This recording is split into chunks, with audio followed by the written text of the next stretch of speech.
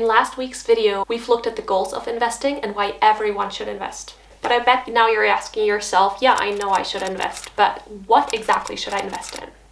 The only right way for me to respond to that question is to say it depends, because it depends on things like your preferences, your risk tolerance, etc.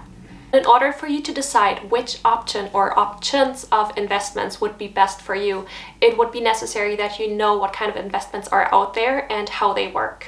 I will link the entire playlist of the investing basics right here and down in the description box if you want to watch more videos, and I will keep adding to them as I upload.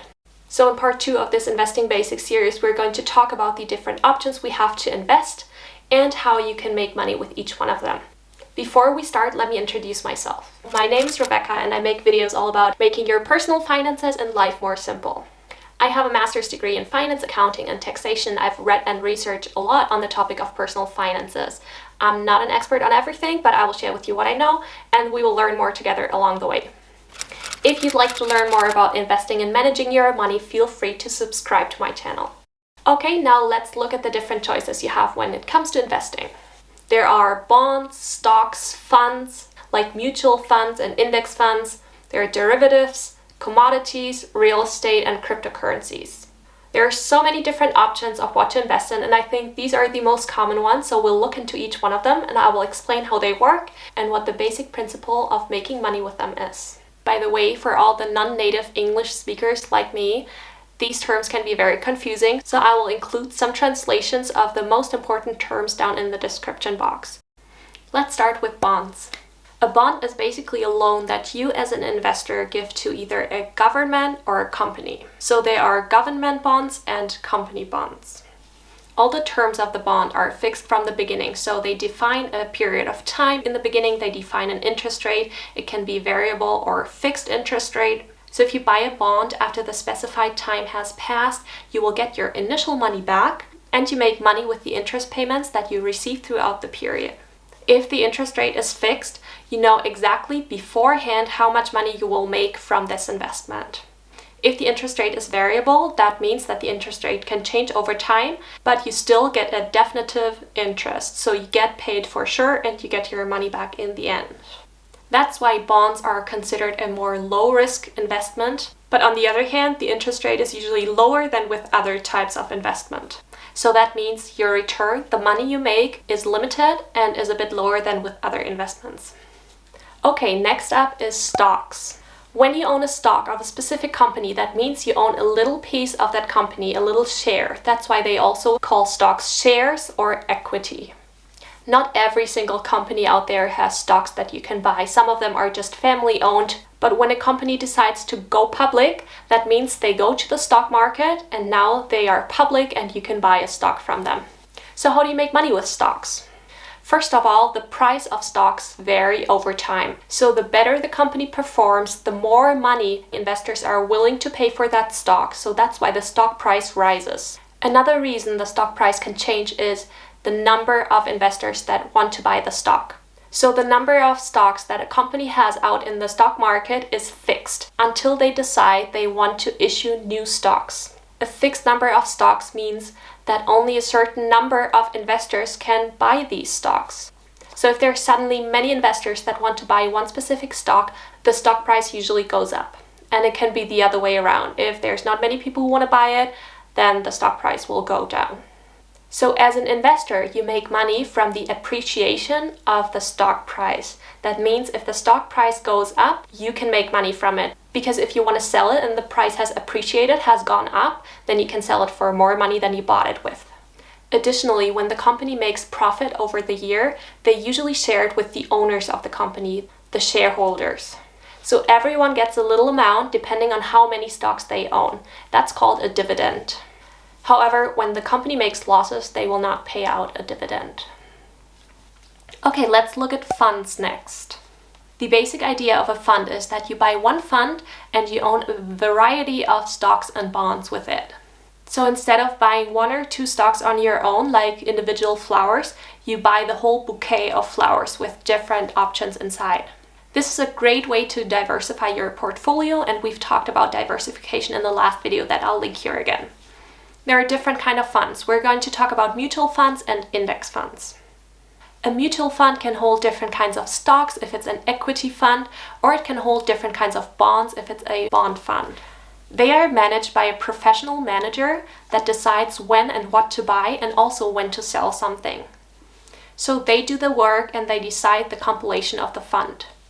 In exchange, you pay them an annual fee for it. Just be careful with the fees because they can be quite high and that prevents you from making a lot of money with the fund. Okay, let's talk about index funds. To understand index funds, we have to understand the concept of an index. An index measures the price performance of a specific part of the financial market. So there's, for example, an index for only tech companies or only small to middle-sized companies. You can basically find an index for everything. Some very well-known indexes that you've probably heard of already measure the performance of the biggest companies of a certain region. In the US, one example would be the S&P 500, in Germany the DAX, and in Spain the IBEX 35. So with an index fund, you can invest in this specific index. So the fund imitates the index and owns a part of all the companies that make up the index. Since the index specifies all the companies that are included, there's usually no need for a manager, and the index fund just tracks the index. Therefore, the fees are much lower than the ones of actively managed funds. I've been referring to index funds from stocks right now, but they're actually index funds of everything: stocks, bonds, commodities, everything. There are also funds, mutual or index funds, that have a specific goal in mind. For example, there are sustainable funds that only include companies or investments that meet certain sustainability standards. So how do you make money with funds? The principle is very similar to the one from stocks. So if the price of a certain stock goes up and that stock is also part of the fund, then the fund price will go up as well. Since you're diversified in a fund, that means that if one stock falls in price, there is a price dip, you won't notice as much because that stock is just one of many in the fund. In a fund, you also receive dividends of the stocks that you own. You can usually decide whether you want to have the dividend paid out, that will be a distributing fund, or whether you want to keep the dividends invested, that would be an accumulating fund. So it accumulates even more compound interest over time. There are other very common investment options that I wanted to include in this video, but I'll only touch on briefly. We've already mentioned commodities. Commodities are raw materials that you can buy or sell. For example, there are commodities like metal, silver and gold. There's energy, you can buy oil. And there's also agricultural commodities like wheat. Just like many other investments, you buy them at their current price and then you can profit from the price going up in the future. Commodities are considered quite stable investments and they can be used for diversification in the portfolio as well. Derivatives. Derivatives are financial securities that have an underlying value, like a stock, for example. So with the derivatives, you can speculate the direction that you think the market will go, or you can also hedge, like secure a certain price of the stock. One example would be a factor certificate that you can buy for a stock. For example, with the short factor certificate, you're betting on the stock price going down for that company. And if it does, you make money. Most derivatives are highly speculative and therefore very risky. I have actually tried out derivatives myself just to understand better what they're talking about, and I've lost a lot of money. So don't recommend. Real estate. Okay, real estate is a whole other topic, and there are so many other creators out there that talk about real estate, and I will list some videos in the description box that you can refer to. But basically, when you invest in real estate, you can profit from a rising real estate price in the future. Another way to make money from real estate is buying a property and then renting out the units. When wanting to make money from real estate, it's very important that you include all the costs in your calculations.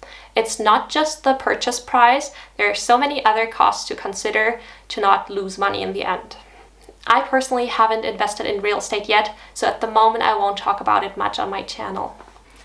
Okay, that's it for this video. I hope you liked it. If you did, give me a thumbs up. I hope this provided a good overview of all the different options you have for investing. It's just very important to keep in mind the different choices we have, because when we talk about diversification, we talk about including many different options of those things. And if in a future video I'll talk about a bond or a stock or a fund, you know what I'm talking about. Tell me in the comments what kind of video you want to see next, and I will link the playlist again here. You can watch the next video of the investing series, and I'll see you in the next one. Bye!